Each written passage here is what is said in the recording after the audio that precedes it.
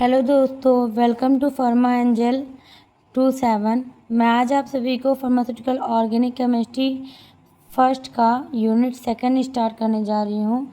Unit second में आप सभी को पढ़ना है एल्केन, एल्कीन और कॉन्जुगेटेड डाइईन के बारे में, जिसमें एल्केन क्या होता है, हाइब्रिडाइजेशन क्या होता है, एल्कीन क्या होता है, कॉन्जुगेटेड डाइईन क्या होता है, इसके बारे में पढ़ेंगे। अब सबसे पहले हम लोग पढ़ लेते हैं हाइब्रिडाइजेशन। हाइब्रिडाइजेशन क्या होता है? हाइब्रिडाइजेशन जो है, जोसेफ नाम के एक साइंटिस्ट थे, उन्होंने 1766 में डिस्कवर किया था। उनके हिसाब से जब ओवरलैपिंग होता है दो ओल्ड ऑर्बिटल का, पुराने ऑर्बिटल का, जैसे यस नाम का कोई ऑर्बिटल है और पी नाम का ऑर्बिटल है, ये दोनों मिलते हैं, then formation of new orbital, तब मिलके बनाता है एक नया ऑर्बिटल sp। इसे बोलते हैं हाइब्रिड ऑर्बिटल, और इस प्रोसेस को बनने के बोलते हैं हाइब्रिडाइजेशन। समझ में आया हाइब्रिडाइजेशन क्या होता है? जब दो ओल्ड ऑर्बिटल, जैसे यस नाम का एक ऑर्बिटल हो, एक पी नाम का ऑर्बिटल हो, दो पुराने ऑर्बिटल मिलते हैं और एक नया ऑर्बिटल बनता है sp, उसको बोलते हैं हाइब्रिड ऑर्बिटल। और इस ऑर्बिटल को क्या बोलते हैं? हाइब्रिड। ये हाइब्रिड है। जैसे फसल्स में नहीं होते कि दो चीज़ के बीज को डाल दिए, बो दिए, तो बाद में एक नया फसल तैयार होता है। इसी तरीके से होता है कि जब यस और पी मिलता है तो एक नया ऑर्बिटल बनता है sp ऑर्बिटल। इसको हाइब्रिड ऑर्बिटल बोलते हैं क्योंकि ये हाइब्रिड हो चुका है, दोनों का मिक्सिंग है, और इस पूरे प्रोसेस को हाइब्रिडाइजेशन बोलते हैं। ठीक है। अब होता है टाइप्स ऑफ हाइब्रिडाइजेशन।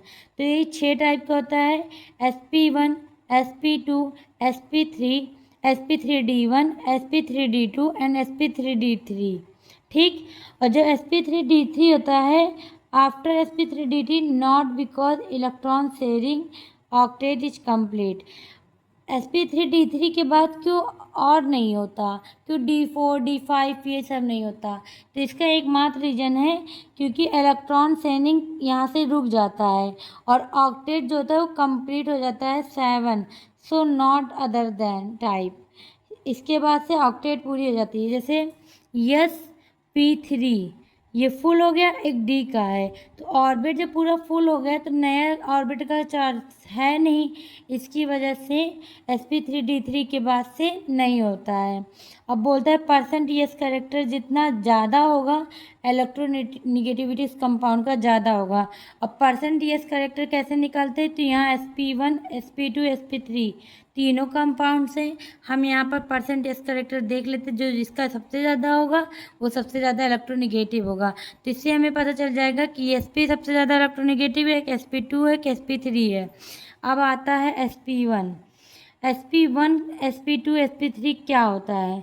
sp1 जो होता है उसका सिग्मा बॉन्ड, अच्छा सिग्मा बॉन्ड, पाई बॉन्ड अभी बताएंगे क्या होता है, पर उसमें सिग्मा बॉन्ड 2 होता है, और sp2 में 3 होता है सिग्मा बॉन्ड, और sp3 में 4 होता है। यही बॉन्ड एंगल sp का 180 डिग्री होता है, sp2 का 120 डिग्री होता है, sp3 का 109 डिग्री 28 होता है।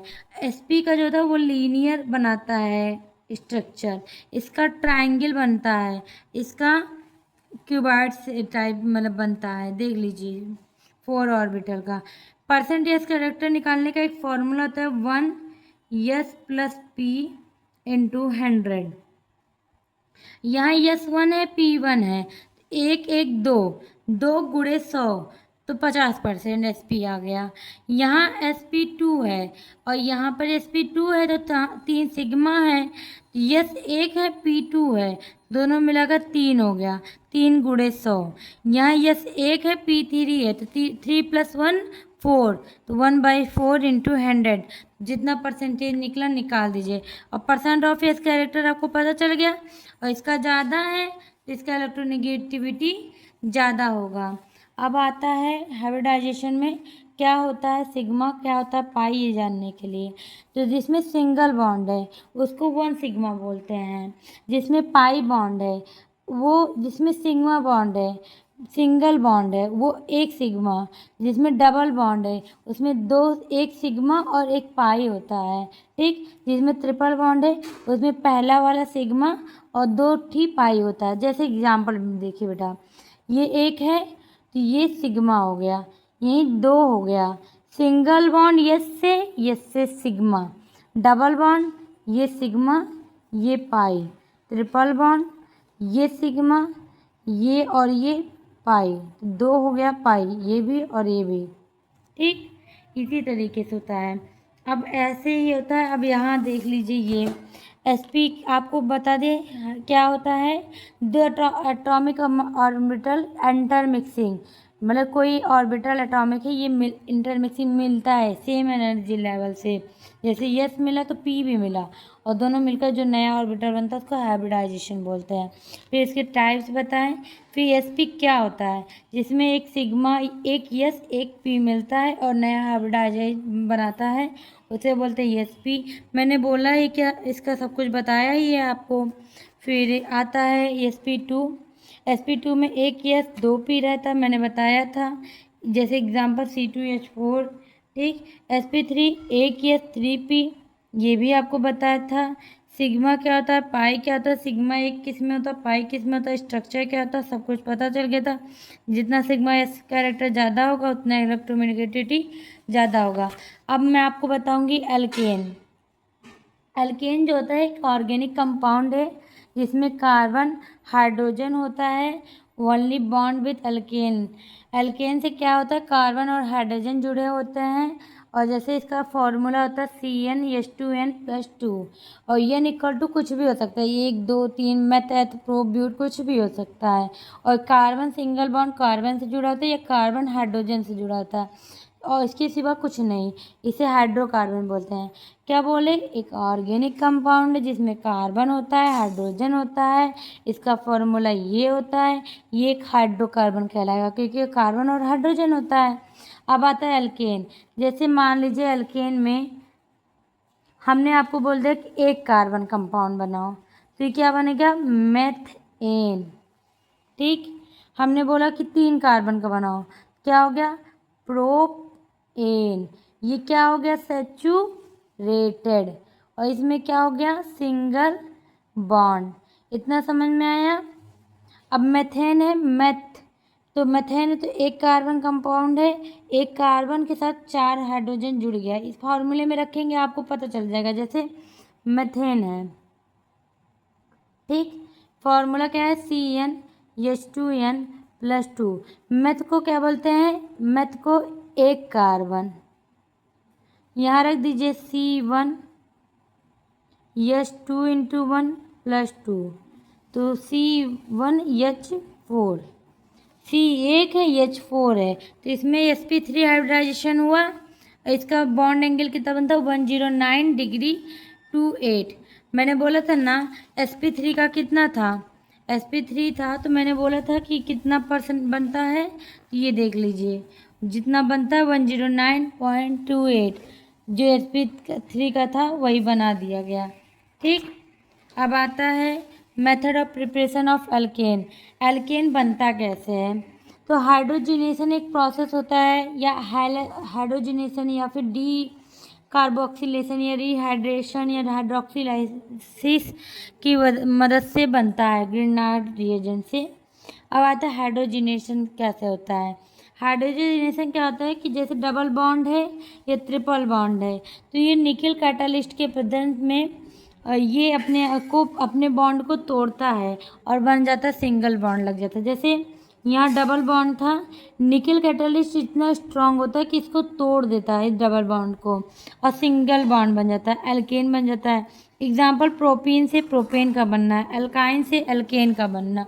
ठीक है, एक एग्जाम्पल प्रोपाइन से प्रोपियन का बनना।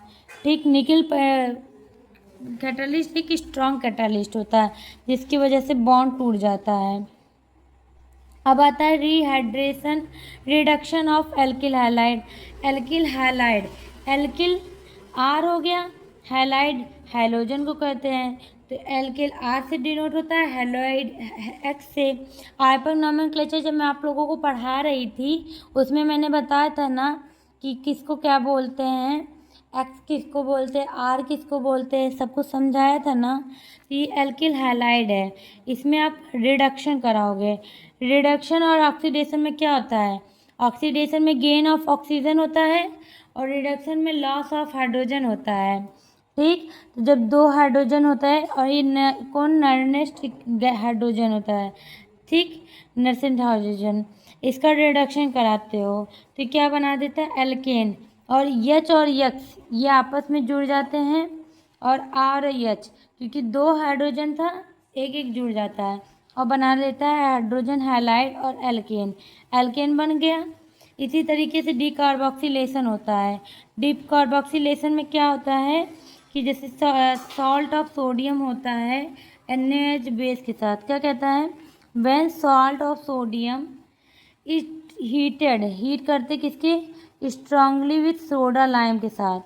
अब ये हो गया NaOH प्लस CaOH मिलता है तो ये CO2 गैस को सेपरेट कर या कोई भी गैस को निकालता है, सोडियम बाइकार्बोनेट कार्बोनेट को निकालता है, इसी को बोलते हैं, और एल्केन का फॉर्मेशन करता है। जैसे देखिए ये एक गैस CrCO Na था, NaOH को मिलाते हैं, ठीक है, ये एक स्ट्रॉन्ग बेस है NaCaO।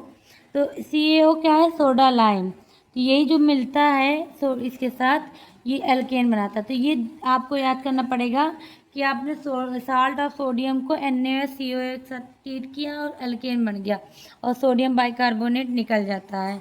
अब आता है hydrolysis of Grignard reagent. Hydrolysis करना ग्रिग्नार्ड का, ग्रिग्नार्ड क्या होता है, RMgX। तो अच्छे से याद कर लीजिए, जब ग्रिग्नार्ड रिएजेंट को हीट करेंगे और हाइड्रोलाइसिस कराएंगे तब ये जाकर बनाता है RMgX को हीट किए तो बनाया RMgX, ठीक, ये ईथर के प्रेजेंस में RMgX को साथ में करा। अब ये वाटर के साथ जब ट्रीटेड होता है तो RH अलग हो जाता है, MgOH अलग हो गया, ठीक। ये RH जो है ये क्या बना दिया, एल्किल केन ना, एल्केन, देखो ऐसे ही बनाया मेथेन। अब आता है उर्च रिएक्शन। उर्च रिएक्शन की मदद से अभी कितना, hydrogenation, reduction, hydrolysis and decarboxylation और वुर्च रिएक्शन, 5 मेथड हो गया। एक कोल्बे सिंथेसिस भी होता है जिसकी मदद से आपको इलेक्ट्रोड के बारे में, एनोड कैथोड के बारे में पता चलेगा, अभी वो भी बताएंगे। उर्च रिएक्शन क्या कहता है कि एल्किल हैलाइड को लिए 2 सोडियम के प्रेजेंस में ईथर की मदद में आपने बनाया RNA, उस RNA को लिया एल्किल हैलाइड के साथ फिर से और ईथर को प्रेजेंस में, तो ये बनाता है प्रोपेन एल्केन कुछ भी। इसी तरीके से आप कोल्बे सिंथेसिस पढ़ते हो जिसमें सोडियम सॉल्ट होता है और कार्बोक्सिलिक एसिड के प्रेजेंस में एल्केन का फॉर्मेशन करता है। फिर आता है फिजिकल प्रॉपर्टी, क्या आता है, first 4 alkane are gas. Starting के जो 4 अल्केन होता है वो क्या होता है, गैस होता है। 15 colourless liquid and other higher alkane are wax like solid, ठीक। कुछ जो 4 स्टार्टिंग के अल्केन होते हैं वो गैस होते हैं, 15 अल्केन जो होते हैं कलरलेस होते हैं, लिक्विड होते हैं, और उसके हायर अदर जो होते हैं वो बहुत हायर होते हैं जो कि वैक्स लाइक होते हैं।